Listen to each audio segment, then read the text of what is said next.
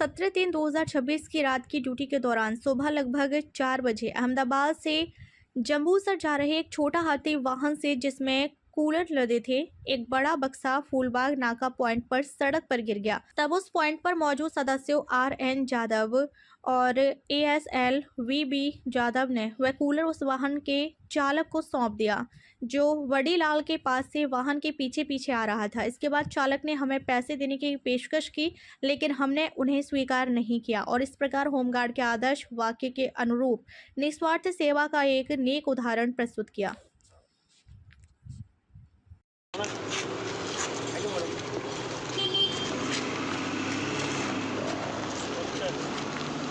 જંબુસર તરફ જઈ રહ્યા હતા ત્યારે પાદરા ફૂલબાગ પોલીસ ચોકી પોઈન્ટ તરફથી અમારું એક કૂલર પડી ગયું હતું।